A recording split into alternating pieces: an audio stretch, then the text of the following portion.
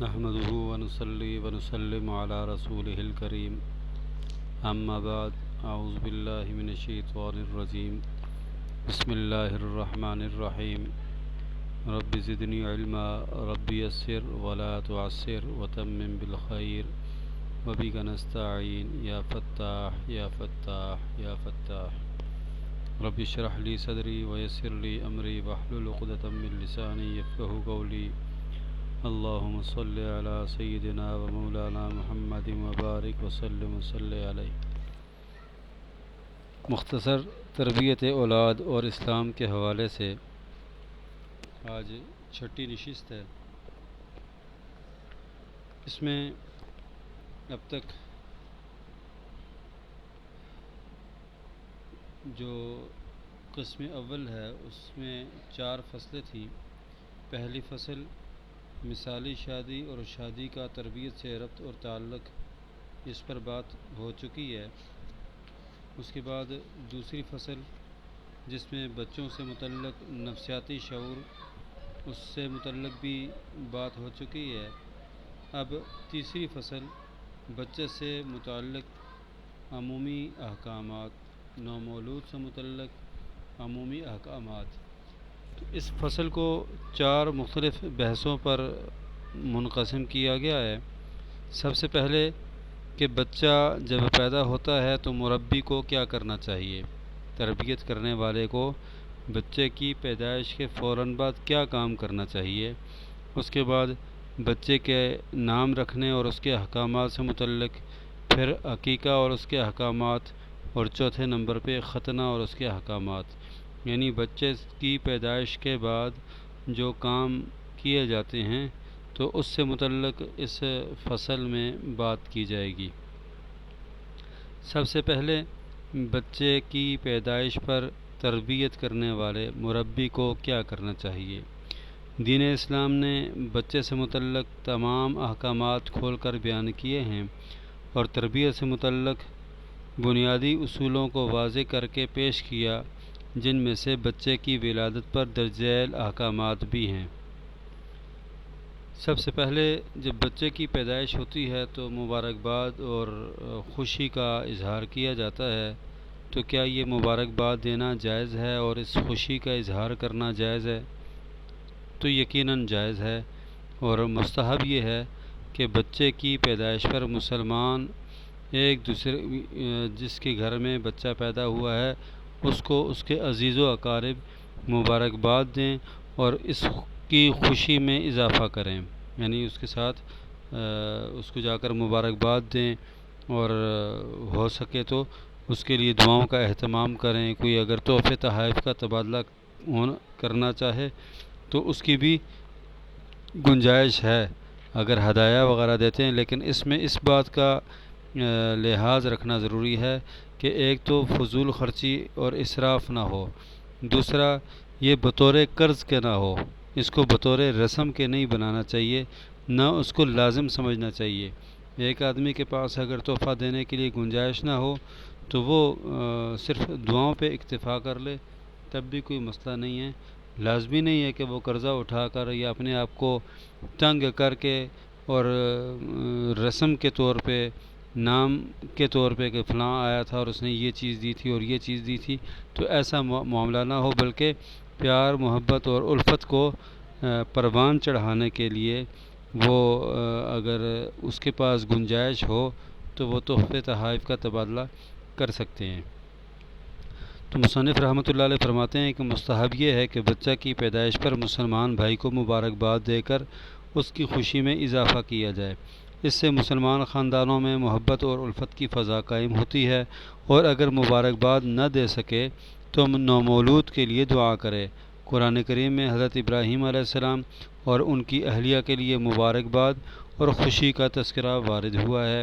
اسی طرح حضرت زکریا علیہ السلام کے قصے میں بھی ان کو حضرت یحییٰ علیہ السلام کی ولادت کی خوشخبری دی گئی۔ نبی اکرم صلی اللہ علیہ وسلم کی دنیا میں تشریف آوری پر ابو لہب کی باندی حضرت صوبیہ نے آپ کے چچا ابو لہب کو مبارکباد دی، تو خوشی کے اظہار پر ابو لہب نے اپنی باندی حضرت صوبیہ کو آزاد کر دیا تھا۔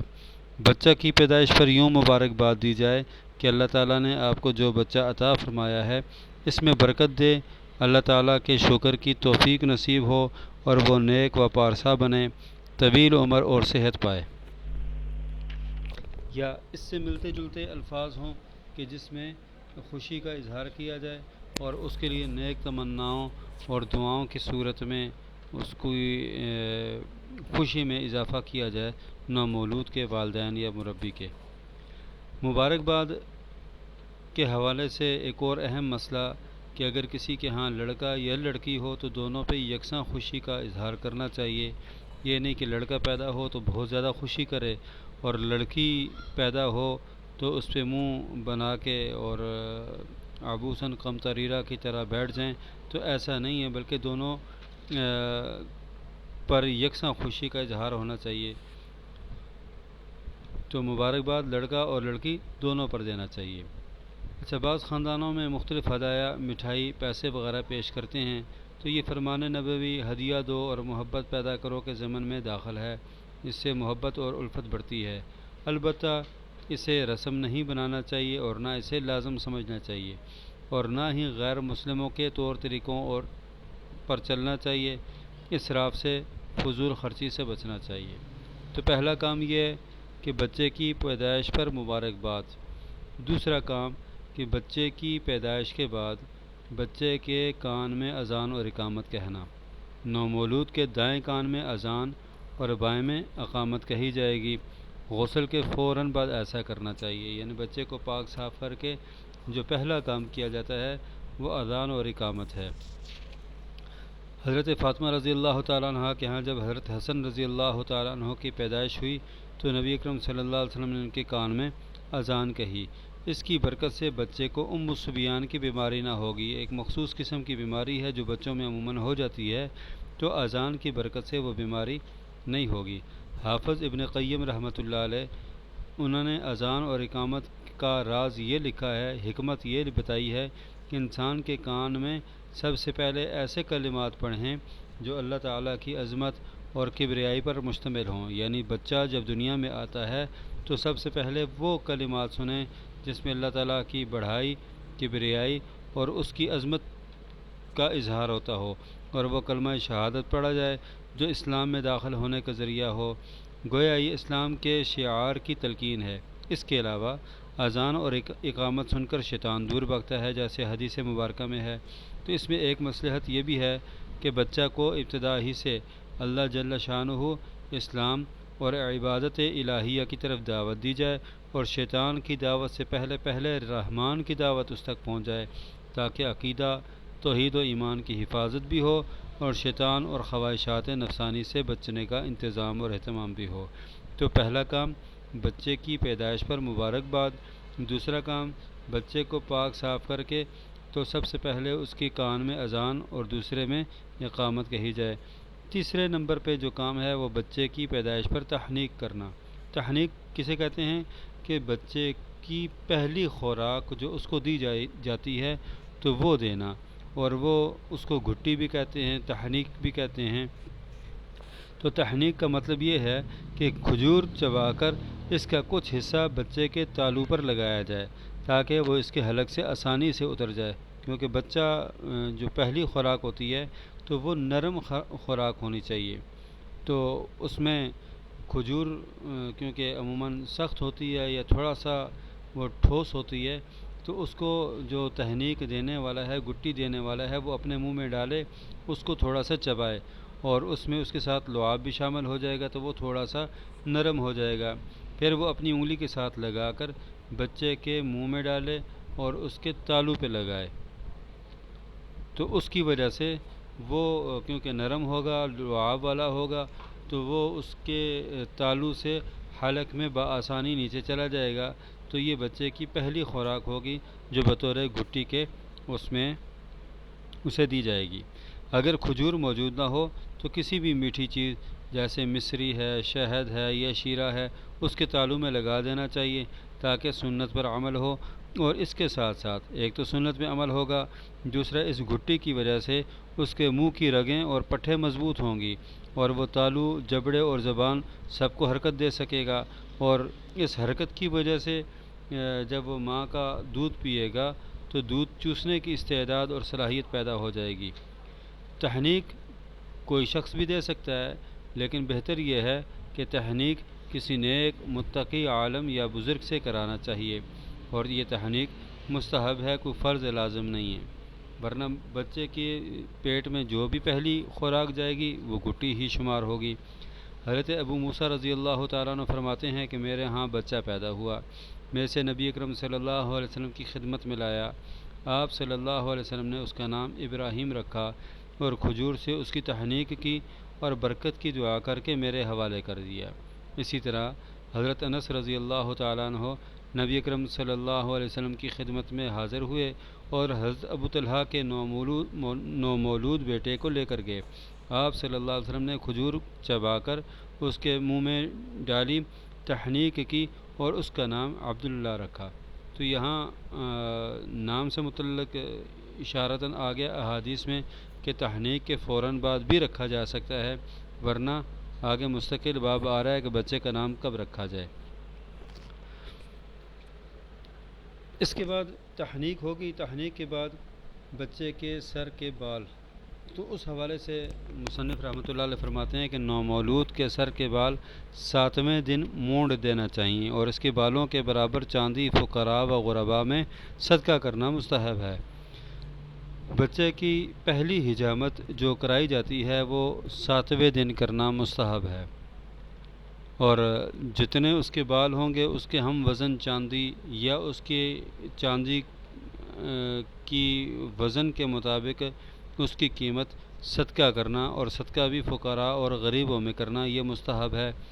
ایک تو خیر و برکت کا باعث ہوتا ہے، دوسرا سر مونڈنے سے بچے کو قوت پہنچتی ہے، مسامات جو سر کے اندر ہوتے ہیں مسامات وہ کھل جاتے ہیں، اس کے ساتھ ساتھ نگاہ، سماعت اور سونگھنے کی قوت کو فائدہ پہنچتا ہے۔ چاندی صدقہ کرنے کا فائدہ کیا ہوگا جی؟ غرباء کی معاونت ہوتی ہے، مدد ہوتی ہے۔ حضرت فاطمہ رضی اللہ تعالیٰ عنہ نے حضرت حسن، حضرت حسین، حضرت زینب، حضرت ام کلثوم، یہ سارے حضرت فاطمہ رضی اللہ تعالیٰ عنہ کی اولاد تھیں، تو ان کے سروں کے بال وزن کروا کے اس کے بقدر چاندی صدقہ کی۔ نبی اکرم صلی اللہ علیہ وسلم نے حضرت حسن کی پیدائش پر حضرت فاطمہ رضی اللہ تعالیٰ عنہ سے فرمایا اس کا سر منڈوا دو اور بالوں کے برابر چاندی صدقہ کر دینا۔ جب حضرت فاطمہ نے وزن کیا تو 1 درہم یا اس سے کچھ کم تھا۔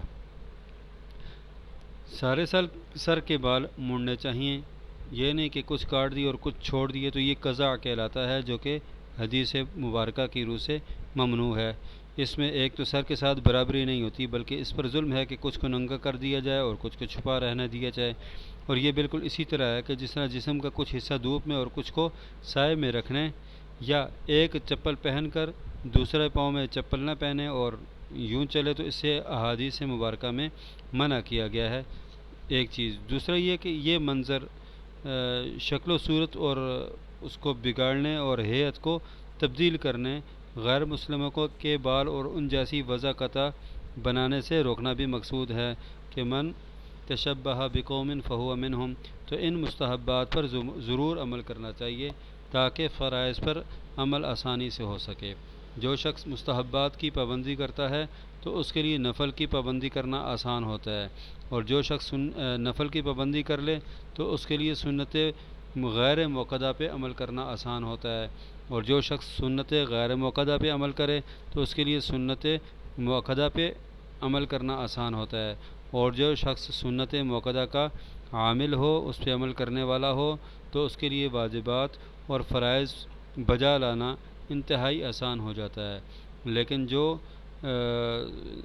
مستحبات کی پرواہ نہیں کرے گا تو رفتہ رفتہ نوافل اس سے چھوٹ جائیں گے، اور پھر سنت غیر موقدہ اور آخر میں سنت موقدہ اور واجبات میں سستی کرے گا، اور رفتہ رفتہ پھر فرائض میں بھی سستی ہو جائے گی۔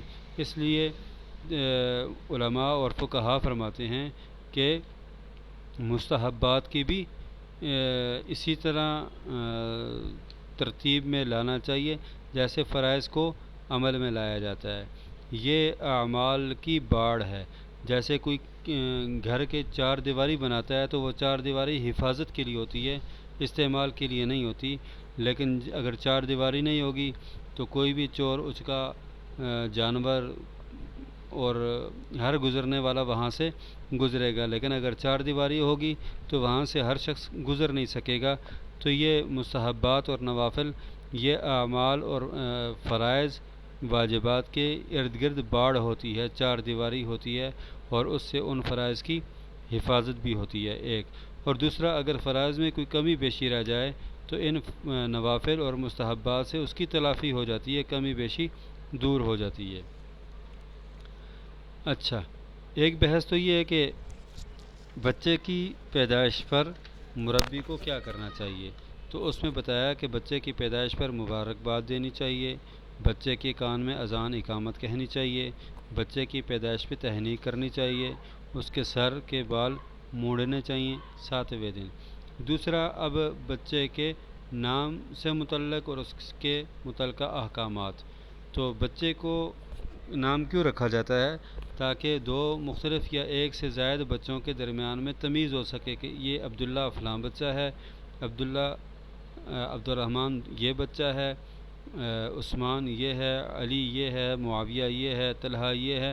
تو نام رکھنے سے ان کا تعارف لوگوں کے ذہنوں میں آ جاتا ہے کہ اچھا علی سے مراد فلاں بچہ ہے، معاویہ سے مراد فلاں ہے۔ تو بچے کو دوسرے سے ممتاز کرنے اور تعارف کے لیے لوگ بچے کا نام رکھ لیا کرتے ہیں۔ دین اسلام کیونکہ کامل دین ہے، اس نے اس عادت کا خیال رکھا، کیونکہ دین اسلام دین فطرت ہے، اور فطرت میں یہ چیز ہے کہ فرق بیان کرنے کے لیے، تمیز بیان کرنے کے لیے کچھ علامات اور نشانیاں ہونی چاہیے، اور دین اسلام نے ان چیزوں کا خیال رکھا ہے۔ تو لہذا اس نے اس عادت کا خیال رکھا اور اس کا اہتمام کیا۔ البتہ اس سلسلے میں چند احکامات بھی بیان کیے ہیں، جن میں سے چند ایک اہم یہ ہیں۔ نمبر 1، بچے کا نام کب رکھا جائے؟ تو حدیث مبارکہ میں آتا ہے کہ بچہ اپنے عقیقہ کے ساتھ مرہون ہے، بندھا ہوا ہے، جو اس کی طرف سے، یعنی عقیقہ جو بچے کی طرف سے 7ویں دن ذبح کیا جائے گا اور اس کا نام رکھا اور سر مونڈا جائے گا۔ تو معلوم ہوا 7ویں دن نام رکھ دینا چاہیے۔ البتہ بعض احادیث سے معلوم ہوتا ہے، جیسے پہلے گزری، کہ پیدا ہوتے ہی نام رکھ دینا چاہیے۔ جیسے کہ حضرت منذر بن ابی اسید پیدا ہوئے تو رسول اللہ صلی اللہ علیہ وسلم کی خدمت میں پیش کیا گیا، آپ نے انہیں گود میں بٹھایا، ان کے والد سے ان کا نام پوچھا، انہوں نے نام بتایا، آپ نے فرمایا نہیں، اس کا نام منذر رکھو۔ ایک روایت میں رسول اللہ صلی اللہ علیہ وسلم نے ارشاد فرمایا، گزشتہ رات میرے ہاں بچہ پیدا ہوا، میں نے اس کا نام اپنے جد امجد حضرت ابراہیم علیہ السلام کے نام پر ابراہیم رکھا۔ تو ایک تو یہ کہ کب نام رکھنا چاہیے، تو مستحب یہ ہے کہ 7ویں دن رکھا جائے، لیکن اگر کوئی بچے کی پیدائش کے فوراً بعد رکھے تو گناہ نہیں ہے، رکھنا جائز ہے۔ دوسری بات کہ کون سا نام رکھنا مستحب اور کون سا مکروہ ہے، تو اس سلسلے میں اصول یہ ہے کہ بامعنی، پیارا اور اچھا سا نام رکھنا چاہیے۔ بامعنی ہو، پیارا ہو اور اچھا سا نام ہو۔ قیامت کے روز انسان کو اپنے نام سے اور والدین کے نام سے پکارا جائے گا، اس لیے اچھا نام رکھنا چاہیے، اور اللہ تعالیٰ کو سب سے زیادہ پسندیدہ نام عبداللہ اور عبد الرحمن ہیں۔ بعض لوگ ناموں کے حوالے سے اس فکر میں ہوتے ہیں کہ کوئی ایسا نام ہو کہ جو اس سے پہلے کبھی کسی نے نہ رکھا ہو، یونیک نام ہو، اور اس کے لیے پھر وہ اوٹ پٹانگ نام بھی رکھ لیتے ہیں اور عجیب و غریب قسم کے نام رکھ لیتے ہیں کہ جو بامعنی نہیں ہوتے یا اسلامی نام نہیں ہوتے۔ یا بعض لوگ بہت زیادہ غلو کر دیتے ہیں اور قرآن پاک کھول کر نام رکھ لیتے ہیں کہ جو سامنے آ گیا تو ہم وہ نام رکھیں گے۔ تو بسا کیونکہ وہ عربی سے ناواقف ہوتے ہیں تو بعض دفعہ وہ الفاظ ایسے ہی رکھ لیتے ہیں، ہوتے تو وہ عربی ہیں، قرآنی الفاظ ہیں، اور یہ بھی ہمارا ایمان اور عقیدہ ہے کہ وہ عربی لفظ پڑھنے کا ثواب بھی ہے، لیکن کم از کم بطور نام کے اس کو رکھا جا سکتا ہے تو یہ کسی سے پوچھ لینا چاہیے۔ اب مثال کے طور پہ قرآن میں بہت سارے ایسے الفاظ استعمال ہوئے جو شیطان سے متعلق ہیں یا حیوانات سے متعلق ہیں. اب اس میں خنزیر کا بھی تذکرہ آیا ہے یا ان کا حرام چیزوں کا بھی تذکرہ آیا ہے. اب ہیں تو یہ قرآنی لفظ، تو کیا جب کوئی قرآن پاک کھولے اور انگلی اس پہ رکھے اور وہ خنزیر کا نام آ جائے تو کیا وہ نام رکھنا چاہیے؟ نہیں، ایسا نہیں ہے، وہ نام نہیں رکھنا چاہیے. اسی طرح ایسے الفاظ کے جو کفار کی طرف دلالت کرتے ہیں، جیسے فرعون ہے، حامان ہے، نمرود ہے وغیرہ وغیرہ، ابو لہب ہے، اس پہ تو پوری ایک صورت بھی نازل ہوئی. تو اب وہ اس پہ انگلی آ جائے، قرآن پاک کھولے تو بطور فعال کہ کیا وہ کوئی نام وہ رکھے گا؟ تو نہیں رکھے گا، اور اگر رکھ لے تو بیوقوفی کرے گا. تو کون سا نام رکھنا مستحب ہے اور کون سا مکروہ؟ تو فرماتے ہیں بامعنی، پیارا اور اچھا سا نام رکھنا چاہیے. قیامت کے روز انسان کو اپنے اور والدین کے نام سے پکارا جائے گا، اس لیے اچھا نام رکھنا چاہیے. اللہ تعالیٰ کو سب سے پسندیدہ نام عبداللہ اور عبد الرحمن ہے.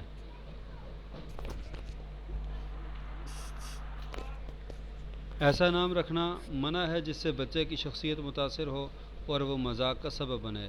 رسول اللہ صلی اللہ علیہ وسلم کی عادت مبارکہ تھی کہ خراب نام تبدیل کر دیتے تھے. جو نام مناسب نہیں ہوتے اور آپ کے سامنے آتے تو آپ تبدیل کر دیا کرتے تھے. حضرت عمر رضی اللہ تعالیٰ عنہ کی ایک صاحبزادی کا نام عاصیہ تھا. عاصیہ کا مطلب نافرمان، عاصیہ کا مطلب نافرمان تھا. تو آپ صلی اللہ علیہ وسلم نے اس سے پوچھا کیا نام ہے؟ تو اس نے کہا جی عاصیہ. تو آپ نے فرمایا نہیں، یہ عاصیہ نہیں ہے، نافرمان نہیں ہے، بلکہ اس کا نام جمیلہ ہے، خوبصورت. اس کے علاوہ آپ صلی اللہ علیہ وسلم نے عزیز، عطلہ کہتے ہیں سختی و غلظت کو، شیطان، حکم، غراب کوے کو کہتے ہیں، احباب یہ سانپ یا شیطان کا معنی بنتا ہے. تو ان ناموں کو آپ صلی اللہ علیہ وسلم نے تبدیل فرمایا. اسی طرح حرب بمعنی جنگ، تو اس کے بجائے سلم یعنی صلح، مضطجع یعنی لیٹنے والے کی جگہ منبعث یعنی مستعد اور تیار. بنو الزینہ، زنا کی پیداوار کے بجائے بنو الرشدہ، اچھے لوگ.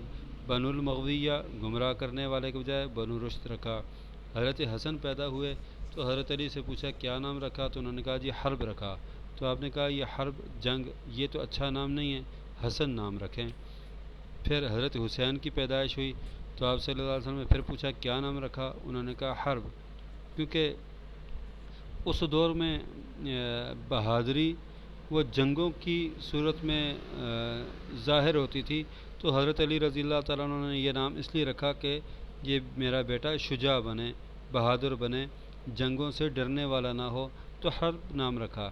اور آپ صلی اللہ علیہ وسلم نے یہ نام ناپسند کیا اور کہا حسین نام رکھیں. ایسے نام رکھنے سے بھی منع کیا جو بدفعلی پر دلالت کرتے ہوں. حضرت سعید بن مسیب رضی اللہ تعالیٰ عنہ نبی اکرم صلی اللہ علیہ وسلم کی خدمت میں حاضر ہوئے. آپ نے نام پوچھا، انہوں نے فرمایا حزن. حزن کہتے ہیں سخت زمین کو، غلظت کو، ترش روی کو، یا حزن کہتے ہیں غمگین ہونے کو. تو آپ صلی اللہ علیہ وسلم نے فرمایا نہیں، تمہارا نام تو سہل ہے یعنی آسان ہے، تم سخت رو نہیں ہو بلکہ آسان ہو. انہوں نے کہا جی میں نے اپنے والد کا رکھا ہوا نام کیسے تبدیل کر دوں؟ آگے سے عذر پیش کیا کہ میں اپنے والد کا رکھا ہوا نام کیسے تبدیل کر دوں. تو انہوں نے نام تبدیل نہیں کیا. حضرت سعید فرماتے ہیں کہ اس کے بعد ہم میں سختی اور ترش روی پائی جاتی تھی، یعنی اس نام کا اثر ان میں پھر رہا. حضرت یحییٰ بن سعید فرماتے ہیں حضرت عمر رضی اللہ تعالیٰ عنہ نے ایک صاحب سے ان کا نام پوچھا. انہوں نے جواب دیا جمرہ، میرا نام جمرہ ہے. جمرہ کہتے ہیں انگارے کو. پوچھا اچھا والد کا نام کیا ہے؟ انہوں نے کہا جی شہاب. شہاب کہتے ہیں آگ کا شعلہ یا ٹوٹ کر گرنے والا ستارہ. پوچھا اچھا کون سے اس قبیلے سے تعلق ہے؟ انہوں نے کہا حرقہ. حرقہ کہتے ہیں جلنے کو. پوچھا کہاں رہتے ہو؟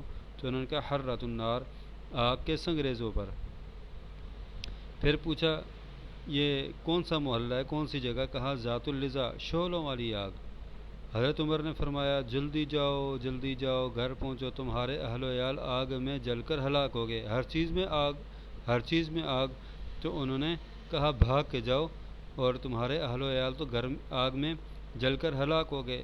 تو اور جب وہ گھر گئے تو دیکھا ایسا ہی ہوا جیسے حضرت عمر رضی اللہ تعالیٰ عنہ نے فرمایا تھا.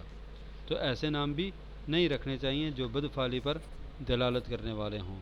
اسی طرح بچوں کا نام صرف اللہ تعالیٰ کے نام پر نہیں رکھنا چاہیے. جیسے اللہ پاک کے بہت سارے نام ہیں, 99 نام تو قرآن پاک کی جلد پہ لکھے ہوتے ہیں, لیکن بعض علماء نے اس سے کئی زیادہ بتائے ہیں.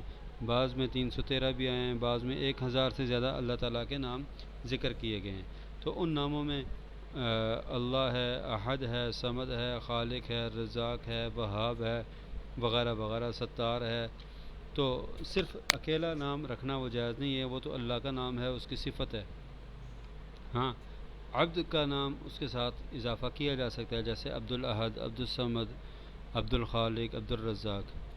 حضرت ہانی رضی اللہ تعالیٰ عنہ جو حضرت علی المرتضیٰ کی ہمشیرہ تھیں, جب اپنی قوم کے ساتھ مدینہ منورہ حاضر ہوئے تو ان کی قوم انہیں ابو الحکم کہنا شروع ہو گئی.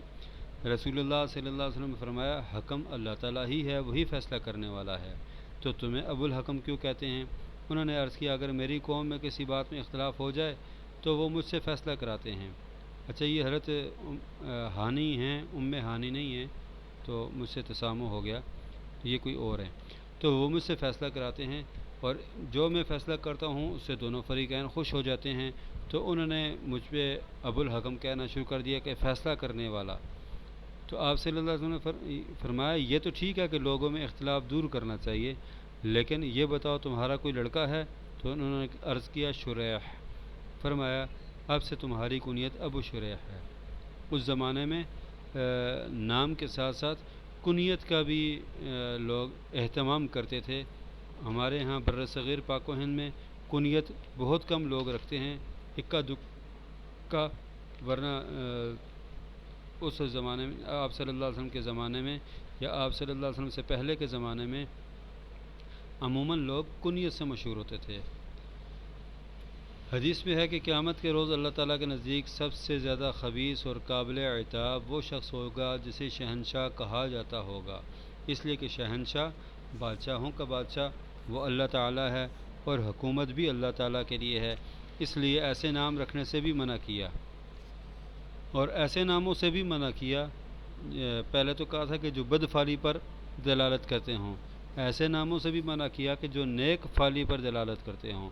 اس لیے کہ اگر ایک آدمی کا نام ہے افلح, فلاح, نافع, رباح, یسار, اب یہ معنی کے اعتبار سے تو بہت اچھے ہیں. افلح یا فلاح کامیابی کو کہتے ہیں, نفع دینے والے کو کہتے ہیں, رباح بھی فائدہ مند کے معنی میں آتا ہے, یسار آسانی والے کے معنی میں آتا ہے. تو اب اگر کوئی آدمی آتا ہے اور کہتا ہے جی یسار ہے, یعنی اگر معنی کے اعتبار سے دیکھا جائے کہ سہولت ہے, آسانی ہے, اور وہ اس نام کا بندہ موجود نہ ہو اور باقی لوگ اس کو جواب دیں جی آسانی نہیں ہے, تو یہ ایک اس نیک فعلی کو بد فعلی میں تبدیل کرنے والی بات ہوئی کہ آسانی نہیں ہے یعنی مشکل ہے. تو یہ ایسا بھی نام نہیں رکھنا چاہیے. تو اصول کیا بتایا تھا کہ ایسے نام رکھنے چاہیے کہ جو بامعنی ہو, پیارا ہو اور اچھا سا نام ہو.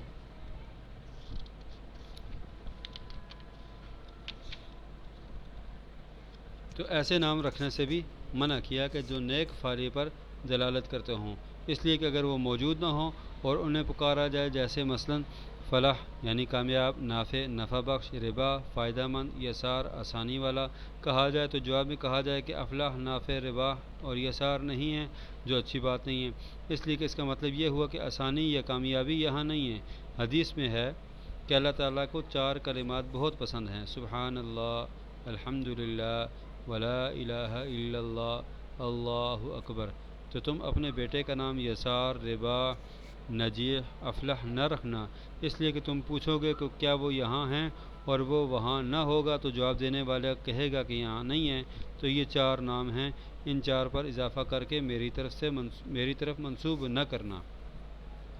اچھا, والدین کو چاہیے کہ اللہ تعالیٰ کے علاوہ معبودان باطلہ یا کسی بھی نبی وغیرہ کے نام پر بچوں کے نام نہ رکھیں, جیسے عبد العزیٰ, عبد الکعبہ, عبد النبی, عبد محمد, عبد آدم وغیرہ، اس طرح کے نام رکھنا جائز نہیں ہیں۔ اس طرح بچے کے نام ایسے بھی نہ رکھیں جس میں عشق و محبت کا پہلو ہو یا گندے اور فحش معنی نکلتے ہوں، جیسے حیام عشق کا جنوں، حیفا پتلی کمر والی، نہاد ابھرے پستان والی، سوسن ایک قسم کی خوشبودار گھاس، میادہ نخرے سے جھوم اور لہرا کر چلنے والی، غادہ نرم و نازک لچکدار عورت، احلام خواب وغیرہ۔ اس لیے کہ اسلام یہ چاہتا ہے کہ مسلمان قوم ممتاز شخصیت کی مالک ہو۔ گندے اور عشقیہ نام رکھنے سے شخصیت اور روح ختم ہو جاتی ہے۔ ہر چیز کا اثر اللہ پاک نے رکھا ہے تو وہ اثر انداز ہوتی ہے۔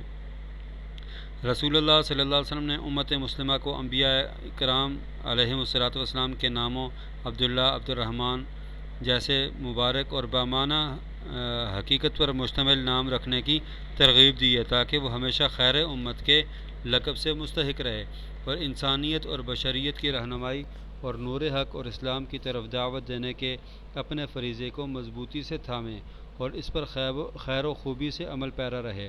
حدیث میں آتا ہے کہ انبیاء علیہ الصلوۃ والسلام کے نام رکھا کرو۔ اللہ تعالیٰ کو ناموں میں سے سب سے پسندیدہ اور محبوب نام عبداللہ، عبد الرحمن ہے اور سب سے سچا حارث اور حمام ہے، اور سب سے ناپسندیدہ وقبی حرب اور مرہ ہے۔ حرب کے معنی جنگ اور مرہ کے معنی سختی اور کڑواہٹ کے ہیں۔ جیسا کہ پہلے عرض کیا کہ کنیت اس زمانے میں کنیت کا اہتمام کیا جاتا تھا، تو کنیت رکھنا کیسا ہے؟ تو بچوں کی کنیت ابو فلاں ابو فلاں وہ رکھنا سنت ہے۔ بچہ کی کنیت ابو فلاں کر کے رکھنا بھی بچے کے دل میں اکرام احترام کا شعور بڑھاتا ہے اور معاشرتی طور پہ اس کی شخصیت ابھارتا ہے۔ پیاری کنیت سے پکار کر اس سے دل لگی کے ذریعے اسے خوش کرنا بھی مقصود ہوتا ہے، اور ساتھ ہی اس سے بڑوں کو مخاطب کرنا اور چھوٹوں کو پکارنے کا طریقہ بھی معلوم ہوتا ہے۔ اس لیے آپ صلی اللہ علیہ وسلم بچوں کی کنیت رکھ دیا کرتے تھے۔ حضرت انس رضی اللہ تعالیٰ عنہ کے بھائی آپ صلی اللہ علیہ وسلم اس کو ابو عمیر فرمایا کرتے تھے، اور ایک دفعہ ان کا پرندہ گم ہو گیا جس کی وجہ سے وہ غمگین ہو گئے تھے، تو آپ صلی اللہ علیہ وسلم فرمایا یا ابا عمیر ما فعل النغیر، او ابو عمیر کیا کیا تم نے نغیر پرندے کے ساتھ؟ یعنی وہ ایک لال قسم کی کوئی پرندہ تھا، تو اس کو کیا ہوا؟ کنیت رکھنے کے لیے اگر کسی کی اولاد ہے تو اس پہ بھی رکھا جا سکتا ہے، اور اگر کسی کی اولاد نہیں ہے یا اولاد ہے تو کسی اور کے نام پہ بھی کنیت رکھی جا سکتی ہے۔ تو اپنی اولاد کے علاوہ کسی اور کے نام سے بھی کنیت رکھ سکتے ہیں، جیسے حضرت ابوبکر صدیق رضی اللہ تعالیٰ عنہ کا بکر نامی کوئی بیٹا نہ تھا، ان کے بیٹوں میں عبداللہ تھے، عبد الرحمن تھے، یا عائشہ تھیں، اسما تھیں، لیکن بکر نام کا کوئی بیٹا نہ تھا، لیکن ان کی کنیت ابو بکر تھی۔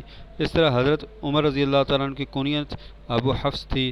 حضرت عائشہ رضی اللہ تعالیٰ عنہ کی کوئی اولاد تو تھی نہیں، روحانی اولاد تو بہت تھی لیکن حقیقی اولاد نہیں تھی، لیکن ان کی کنیت ام عبداللہ تھی۔ حضرت انس رضی اللہ تعالیٰ عنہ کی ابو حمزہ، حضرت خالد بن ولید رضی اللہ تعالیٰ عنہ کی ابو سلیمان۔ تو کنیت بڑے چھوٹے سب کی رکھی جا سکتی ہے۔ البتہ نام رکھنے کے سلسلے میں چند اہم امور۔ بچے کا نام رکھنے میں اگر ماں باپ میں اختلاف ہو جائے، کیونکہ یہ پیار محبت کی نشانی ہوتی ہے، تو اس لیے باہمی اتفاق اتحاد اور مشاورت سے نام رکھنا چاہیے۔ اس میں سب کی رائے لے لینی چاہیے، پھر آخر میں کوئی ایک فیصلہ کر لے کہ ٹھیک ہے ہم یہ نام رکھتے ہیں۔ قرآن اندازی کے ذریعے بھی کیا جا سکتا ہے، ووٹ کے ذریعے بھی کیا جا سکتا ہے، لیکن اگر اختلاف ہو جائے تو ایسی صورت میں نام رکھنا باپ کا حق ہے۔ بچہ باپ ہی کی طرف منسوب ہوتا ہے، اور قرآن کریم میں یہی حکم دیا گیا ہے۔ نبی اکرم صلی اللہ علیہ وسلم نے اپنے صاحبزادے کا نام ابراہیم رکھا تھا۔ نمبر 2، بچے کا مذموم اور ناپسندیدہ نام رکھنا جائز نہیں ہے، جیسا کہ پہلا گزرا۔ اسی طرح بچے کے کوئی ایسے نام بھی نہیں رکھنے چاہیے جو اس کے لیے عار اور پریشانی کا باعث بنے، جیسے کسی کو ٹھگنا کہیں، کسی کو بھینگا کہیں، گونگا کہیں، کبڑا کہیں، کلو کہیں وغیرہ وغیرہ۔ تو یہ نام سے پکارنا بھی درست نہیں ہے۔ قرآن کریم نے چڑھانے والے کے لیے جو نام رکھے جاتے ہیں تو اس سے منع کیا ہے تاکہ بچے میں انحراف اور خرابیاں پیدا نہ ہوں۔ تیسری بات، کنیت رکھنے کے حوالے سے ابو القاسم ابو القاسم کنیت رکھنا۔ تو علماء کا اتفاق ہے کہ نبی صلی اللہ علیہ وسلم کے نام پر بچوں کا نام رکھنا درست ہے، یعنی محمد کوئی نام رکھنا چاہے تو ٹھیک ہے۔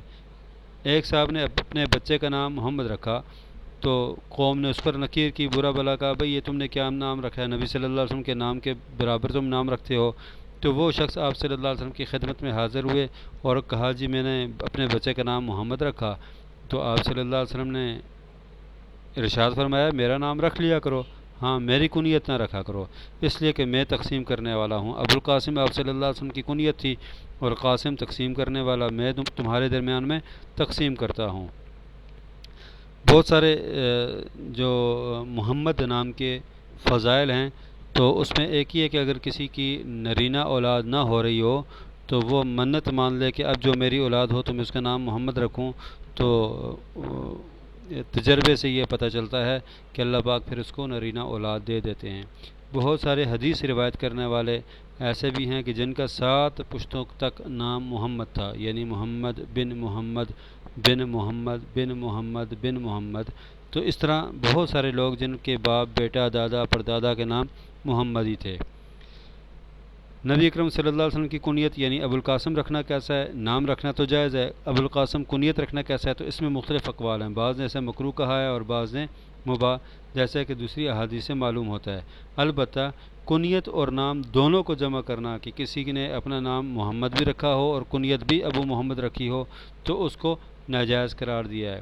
البتہ بعض نے کہا کہ ممانعت آپ صلی اللہ علیہ وسلم کی حیات تک محدود تھی، آپ صلی اللہ علیہ وسلم کی دنیا سے پردہ فرما جانے کے بعد اب اجازت ہے، اور یہی راجح قول ہے کہ اب محمد نام بھی رکھا جا سکتا ہے اور ابو قاسم کنیت بھی رکھی جا سکتی ہے۔ سبحان ربک رب العزت عما یصفون وسلام علی المرسلین والحمد للہ رب العالمین۔